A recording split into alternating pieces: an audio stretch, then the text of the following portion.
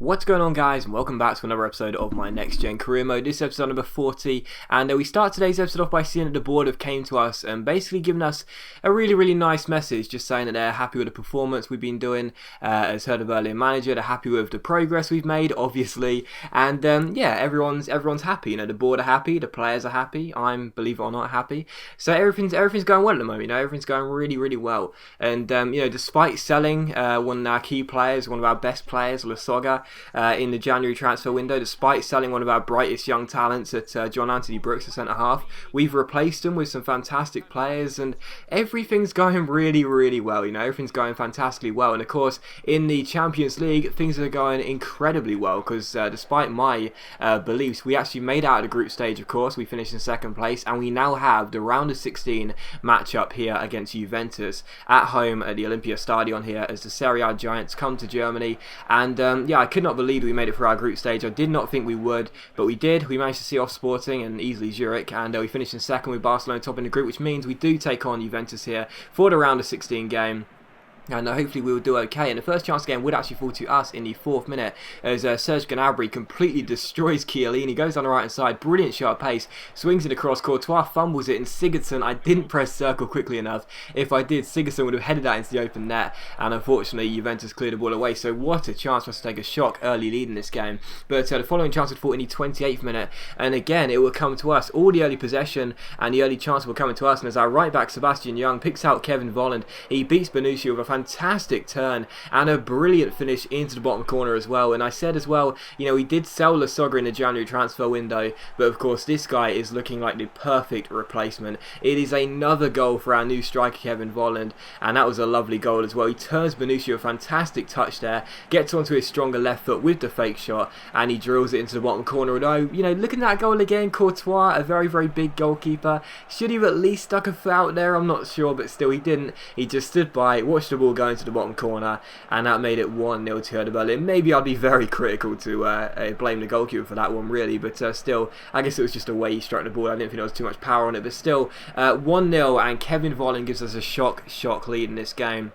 And I'm so pleased that the replacement for Lasogga is working out so well. But of course, this game, you know, against Juventus in the round of 16, I didn't think we'd get through the group stage of the Champions League. You know, I was relatively optimistic. You know, when we got drew with Barcelona, Sporting, and Zurich, I thought maybe we could finish second. We did finish second, but I thought that was the furthest we could ever go. You know, we'd never get further than the first knockout round. But to be 1-0 up against the Serie A giants Juventus in the 31st minute is a fantastic achievement. So I thought maybe we could go even further and get to the quarterfinals. And you know, if we could hold on to this lead for the rest of the game, not conceding away goal, we would be looking very good coming into the second leg. But unfortunately for us, straight from kickoff, Juventus go down the left-hand side, and as Asamoah keeps on going, he beats Sebastian Young, swings in across. Llorente's shot is fantastically saved by Ter Stegen, but unfortunately it's that man Vidal who puts it into the empty net and makes it Hertha Berlin 1, Juventus 1. So pretty much straight from scoring, Juventus go up the other end and score the equalising goal. And Juventus is such a hard team to get the ball off in career modes. You know, they really are, and that was a fantastic move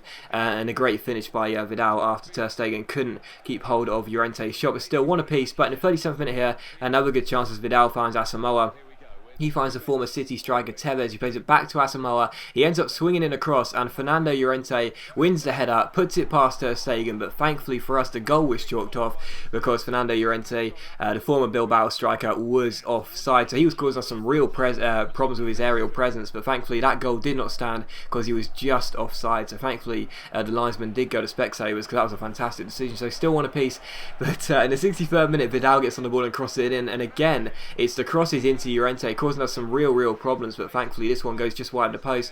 However, it did take a deflection, so it was a corner. It was played short towards Tevez. He picks out Pogba on the edge of the area and he shoots, but the ball goes just over the bar, so you do not want to give Pogba space, and thankfully for us, his shot went over, but still one apiece. And in the 84th minute, the last chance would fall to us as Chiellini gets robbed by Sakirci. We go through 1-on-1. I tried to round Courtois and win a penalty, but instead he stayed on his feet and I took the ball too far wide, and as I tried to drill it past the goalkeeper, it was well saved and tipped wide for a corner.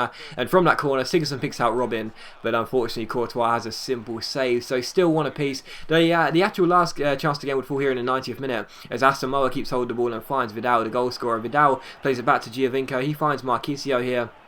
couldn't get the ball off Juventus, and eventually the ball is played out wide towards the Asamoah, who strikes it, but he puts the ball wide, and that was the last kick of the game, because it does finish one apiece and we do get a draw, and that's not a bad result. You know, a draw against Juventus is a very, very credible result, but the only thing I was disappointed about was the fact we did concede an away goal. Now, I've mentioned this countless times, I don't need to keep going on about it, but in Champions League, whenever I play at home, I always want to make sure I don't concede, because I hate conceding those away goals, and unfortunately we did concede one there. So going back to Italy, Juventus will have the upper hand, there's no doubt about that. Of course, we'll be playing away from home, we'll have to score anyway because Juventus is away goal, so they will have the upper hand, but we're not out of the tie. That's the main thing. You know, I was a bit worried going into that game, you know, taking on a very good side in Juventus, maybe they'd hit 2 or 3 past us and we could be out of the tie by half time, but instead, you know, we are still in this tie, and there's still every reason for us to believe that we could go to Juventus and possibly pull off a big shock and reach the quarterfinals. But still, we took on Frankfurt here for the following game and the last game, of course, of today's episode.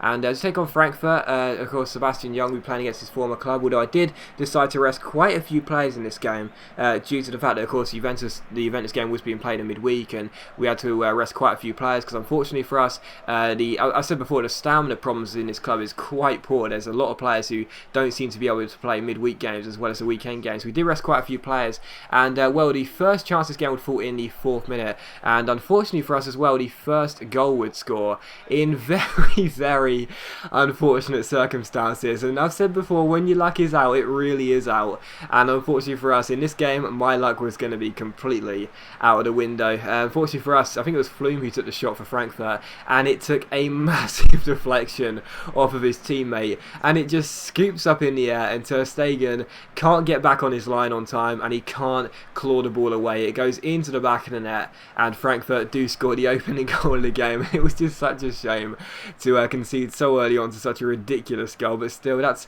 just one of those things, you can't help that. That's just one of those pieces of bad luck, and there you go. Frankfurt take the early lead in very bizarre circumstances, but still, just a few minutes after that, here in the 15th minute, Maximilian Meyer gets on the ball and chips it forward towards Herman. Great chance here. I round the goalkeeper, but unfortunately I try and chip it into the open net, but the Frankfurt defender coming back makes a great challenge. From the corner, it's crossed in towards William Carvalho. It's headed towards Marcos Rocha, who strikes it 2 times, and unfortunately for us, our deflected shot doesn't go into the back of the net. It goes over the bar, so still 1-0. And in the 34th minute, another good chance here for us as Schultz plays the ball out wide towards Kevin Volland. The man in form skips past Bamber Anderson. Fantastic touch by Volland, keeps on going down the left hand side. He's got the pace to beat his man. He spots William Carvalho at the far post, picks him out with the cross, but Trapp makes the save, and it's then cleared off the line as well. So we just couldn't seem to put the ball past the goal line, and it was still still 1-0.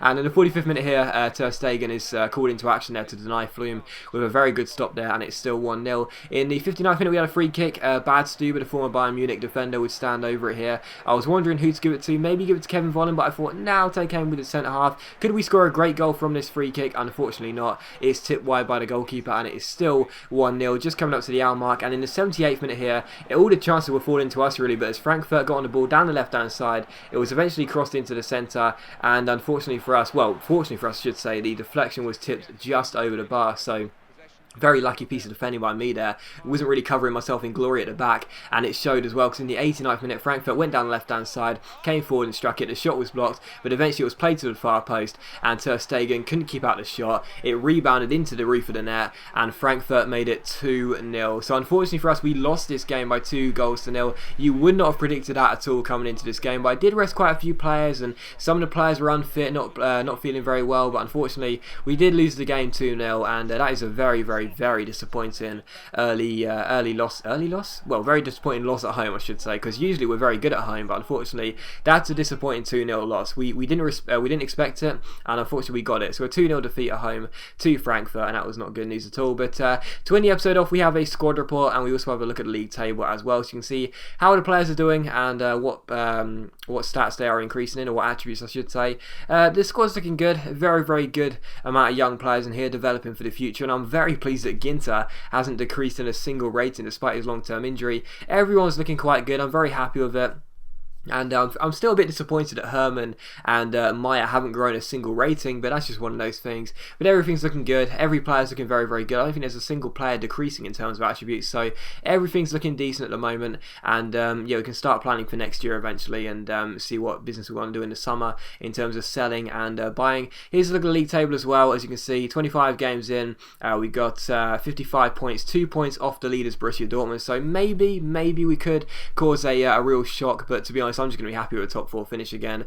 But yeah, there you go. Last thing you'll see is us offer a contract to our captain Ginter as he wants a new contract, and there you go. But as always, guys, a big thank you for watching the video. I really hope you have enjoyed it. If you have enjoyed today's video, please leave a like, because that's much appreciated and it really does help my channel out. And I'll see you for the next episode of my Next Gen Career Mode very soon.